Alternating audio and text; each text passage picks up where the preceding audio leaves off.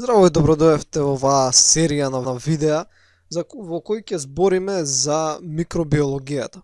Значи, микробиологијата е наука која е дефинирана наука за организми кои се многу мали, кои не се видливи со голо око. Обично викаме дека се тие организми кои се помали од 1 микрометар, но не е ова строга дефиниција. Односно, организми кои не можеме да ги видиме јасно без употреба на микроскопи. Значи, тука спаѓаат вируси, бактерии, многу алги, фунги и различни протозои. Но некои од овие организми, како например алгите и фунгите, се доста големи и лесно може да ги видиме со голо, но сепак се проучуваат од страна на микробиолозите. Но има некои бактерии кои например сега се ново откриени, као Тиомаргарита и Епулописциум, кои се видливи и без микроскоп, но сепак спаѓаат во микробиологија, така да дефиницијата за границите на микробиологијата не се некои строги граници, него не се дефинираат само според големината субјектите кои ги проучуваат, него и техниките кои се користат. И сега, пред да збориме за микробиологијата, основно за малите биолошки организми, треба да стигнеме до нив, така да ги создадеме на некој начин. Но пред тоа да се случи, ни треба планетата Земја. И затоа ќе почнеме од самиот почеток. Значи, ова видео ќе биде како настал универзумот се до планетата Земја и ќе ги поставиме условите за да се појави живот, а во наредното видео ќе збориме за како од неорганска материја добиваме микроорганизми, а од микроорганизми понатаму тоа е веќе предмет на еволуција. Добро, да почнеме сега од самиот почеток. Значи, првин треба да го создадеме универзумот, кој најверојатно започнал пред 13,7 билиони години, или на македонски исто така се нарекува милиарди. Барем тоа ни го откриваат физичарите. Сега, за да го разбереме тотално процесот и пресметките кои доведуваат до тој заклучок, ни требаат барем 4 години учење физика на факултет, што го немаме тоа време, значи ќе мораме настоно да се покориме со фактите. Значи, денеска например имаме многу добри докази како космичката микробранова позадина, која ни открива отприлика колку е стар универзумот. Знаеме што се случило до многу кратки периоди пред почетокот на универзумот, ама не знаеме што имало пред тоа. Значи, на почетокот на универзумот се било целата материја во универзумот, целата енергија во една скоро бесконечна мала точка и во еден момент започнала инфлација, односно се проширил, настанал просторот и со тоа настанало и времето, веќе тие се сврзани просторот и времето. Значи, имало толку многу енергија што не постоела материја како ние што знаеме. На почеток биле само некои квантни флуктации, не постоеле ни основните честички кои денеска ги знаеме, но како што се ладел универзумот во наводници, односно се намалувала енергијата, која ова ладење се случува во многу мали фрагменти од секунда, значи збориме за многу мали временски периоди. Почнале да се создаваат првите честици кои денеска ги знаеме, 12 честици на материја,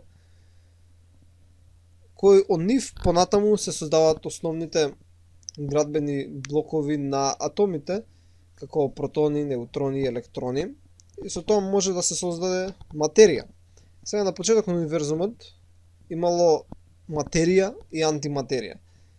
Антиматерија е едноставно спротивното на материја. Денеска знаеме, нели, материјата изградена од атоми, која е изградена од протони, неутрони и електрони. Протоните се позитивни, електроните се негативни. Па антиматерија е исто тоа, но само обратно. Значи, електроните се позитивни, а протоните се негативни. И ги има истите својства и карактеристики, едноставно е со различен полнеж. И се верува дека на почетокот на универзумот имало еднакво количество на материја и антиматерија.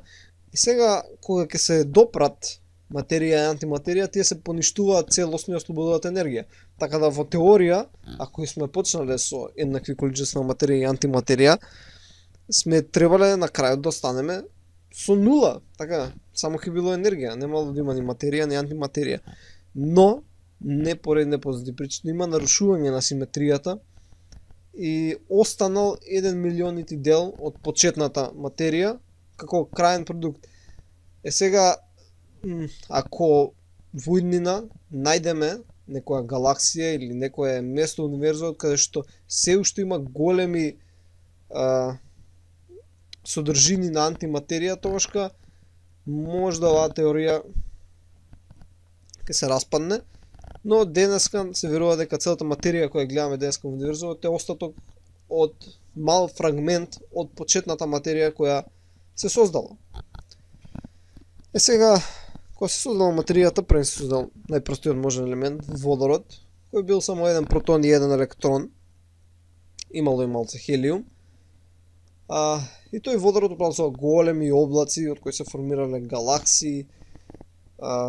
Тие галаксии биле содржани најверојатно со темна материја, бидејќи универзумот кога се создал, имаме многу простор кој со инфлацијата се зголемил просторот на универзумот, но не го исполнува само материја и не само материја и празен простор. Значи универзумот е отприлика само 5% исполнет со материја, а негдека 26,8% е темна материја, а 68,3% е темна енергија. Сега вие темна енергија и темна материја, така ги нарекуваме не дека се темни или нешто, него едноставно зашто немаме никаква трага што се, значи воопшто немаме поима што се, него тие искачаат пресметки кога го взимаме обзир масата во универзумот.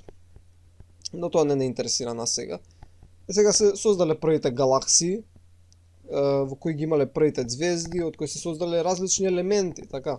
Сумирање тие звезди, тие елементи сега биле распространети низ универзумот и се создавале уште нови галаксии. И во еден момент се создава нашата галаксија, нашиот Млечен пат, а во дел од оваа галаксија сме имале еден голем облак на гас, како водород и хелиум и некои други гасови, и многу цврста материја која останала од минати звезди. И овој гас едноставно под дејство на гравитација, бидејќи секоја материја има гравитација, нема гравитација само големите масивни тела како планети или звезди, него секое тело има гравитација, значи и ти самиот имаш гравитација, но е многу мала. Така да, ако имаш два водородни атоми кои се приближуваат еден кон друг, и сега тие два водородни атоми како група имаат поголема гравитација од некој сам водороден атом. Така да тие ќе го привлечат тој, сега ќе бидат три водородни атоми. Трите водородни атоми ќе повлечат уште еден водороден атом или друга група на два водородни атоми, така ќе станат 5, па 6 и така натаму и така натаму. Се до одреден момент кога ќе настане толку голема сфера на водородни атоми што притисокот кој се наоѓа во центарот на таа сфера е толку голем што ќе успеат два водородни атоми да се фузираат. Кога се фузираат, се јавува нуклеарна фузија, при што ќе се создаде хелиум и ќе се ослободи големо количество енергија која ќе започне на каскадна реакција и со тоа ќе се создаде звезда. Сега има начин на кој се обстановуваат звезда и така натаму, но нема на тоа да се задржуваме, но ќе се создаде звезда. И таа звезда е нашето сонце која се создала. И на почетокот таа ослободува силни наелектризирани честички кои го истуркале остатокот од облакот од гасови и останала само цврстата материја, и оваа цврста материја по полека на истиот принцип, едно камче заедно со друго камче, две камчиња се потешки од едно камче, па три камчиња се потешки од едно камче, 4 се потешки од 3 и од 2 и така натаму и добиваме големи всушност камења кои се ние ги нарекуваме планети. Сега планетите добиваат една сферична форма поради гравитација, бидејќи не може да биде коцкаста, не сме виделе коцкаста планета, зашто едноставно гравитацијата која е по рабовите на коцката би било поголема и со текнарија пак ќе се израмни ко сфера, така да иако математички ако гледаме и со законите на физиката можно е да постои планета која е во форма на крофна, значи оние кои американските крофни кои имаат дупка во средина, но не сме виделе таква, но можно е да постои, значи тоа би била стабилна планета. Сега ги имаме првите планети. Така, и остатокот од гасот исто формирал големи гасни џинови како Јупитер, Сатурн, Нептун, Уран. така натаму. Но не се искористил целиот цврст материјал. Ние се уште имаме појаси од астероиди и метеори кои кружат, например, има еден астероиден појас помеѓу Марс и Јупитер, кои се уште се тука и се уште знаат да забегаат, да отидат, да шетат и да удират други планети. Сега, кога ја имаме планетата формирана, тај уште е само еден голем камен, кој, така како голем камен, во центарот на тој голем камен, притисокот е толку голем, што камењата во центарот почнале да се топат. Така да некои потешки метали почнале да топат, да тонат повнатре и повнатре, така да што во центарот веќе настанало само железно јадро. И тоа било стопено и поради ротацијата на планетата, која постојано ротира, бидејќи цело време била бомбардирана, а не застанува да ротира, бидејќи нема што да успори, едноставно се наоѓало вакуум околу. Така, ротацијата и ова метално јадро овозможува да се јави магнетно поле, кое е доста важно, бидејќи ако нема магнетно поле не може да се јави ни атмосфера. Сега имаме магнетно поле, така, и од овие геолошки процеси кои се случуваат во јадрото, се јавуваат избувни маси, односно излегуваат пари, лави, разни гасови надвор на површината, и тие поради гравитацијата на планетата Земја се задржуваат во одреден слој кој ние го нарекуваме атмосфера.